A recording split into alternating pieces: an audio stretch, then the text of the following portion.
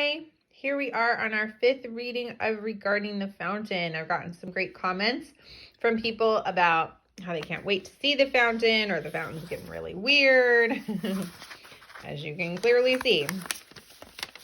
So let's see where we are today. So we have a letter written November 13th to Flowing Waters, Fountains, etc., Waterton, California. Dear Florence, Mr. N is letting us stay in from recess to study for our spelling test, but we'd rather write you a letter. That was Lily. Now this is Patty. We're taking turns writing paragraphs. Let's see. What can I write? Nothing is new in Dry Creek. Nothing is ever new here. This is the world's most boring town. My turn. This is Lily. Patty's right. Dry Creek is a boring town, and Dry Creek Middle School is the world's most boring school. At least we're lucky we got a good teacher this year. Mr. N is pretty okay. Patty here. I just thought of something to tell you, Florence. Your name was in the newspaper last week. We'll send you the article. This is Lily again. We'd better sign off because Mr. N is walking this what? This is Sam. And if this note were addressed to anyone other than you, Miss Waters, it would be in the garbage. But being the pretty okay teacher that I am, I'll stick this letter and the newspaper clipping in an envelope and mail it myself. Here it is, first semester, and I'm already breaking my own rules. I'm doomed. So here's the article. So here is the Dry Creek Gazette. This is their newspaper. And their motto is, the creek may be dry, but the gossip is juicy. Established 1897. This is the November 6th edition, and it cost 35 cents. So here is the article where they talked about Florence Waters.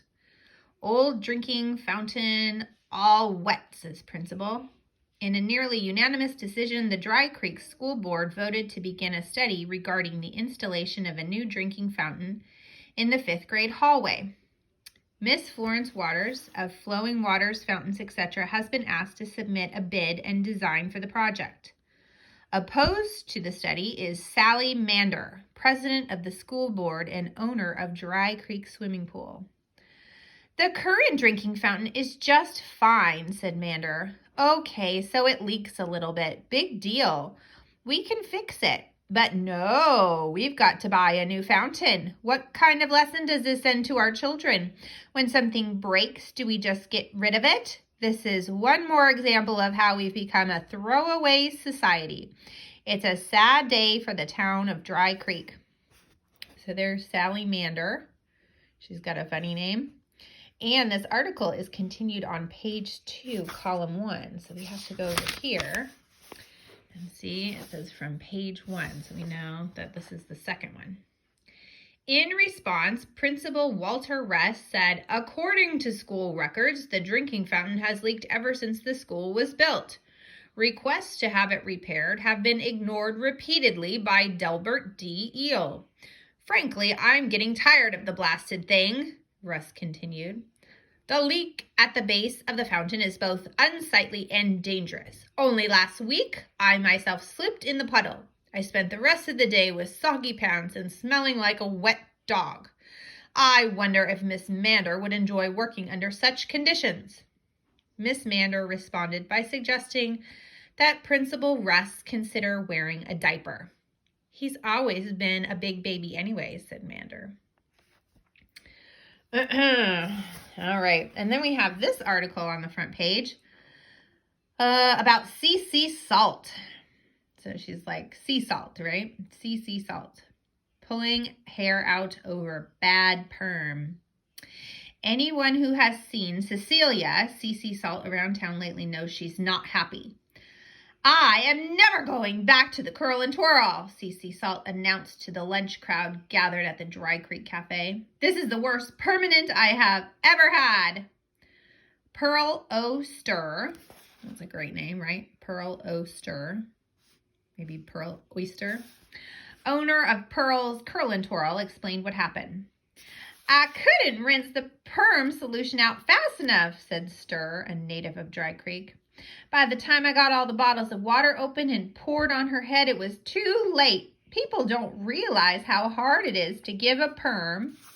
And then we are continued on page 2.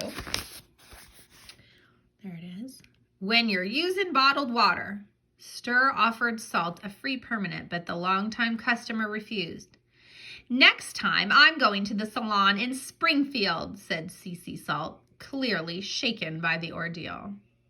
So funny. All right, and then we have some ads in the newspaper. So here's an ad for the Dry Creek Swimming Pool. A jewel of a pool. Entertainment on weekends featuring Sally Mander singing songs to swim by. And then we have Dry Creek Water Company bringing you the very best water for 29 years because the truth is the best things in life aren't free. DEL President. And an ad from the Dry Creek Cafe. Today's lunch special is stuffed green peppers, Margaret's secret recipe, served with rice, salad, and a roll for $3.75. Yum. All right, and last one for today. We've got a letter from Flowing Waters, Fountains, etc., written November 18th to Lily and Patty. Dear Lily and Patty, I adored your note written duet style, but honestly, I can't believe your town and school are as boring as you say. Surely there are exciting things to do and see in Dry Creek. For example, and keep this under your hat, I would pay money to see a principal shuffling around school with soggy pants and smelling like a wet dog. I hope the poor man wasn't badly hurt, was he? Did you see him fall? What a sight that must have been. I'll send you some of my old camera equipment. If it happens again, snap a picture for me, would you? Or sketch the scene for me. I cherish your drawings. Take care, dears. Yours in adventures, Florence. P.S. Please tell your teacher to call me Florence and tell him that I have made a career out of breaking rules. All right, we'll read some more tomorrow. Bye.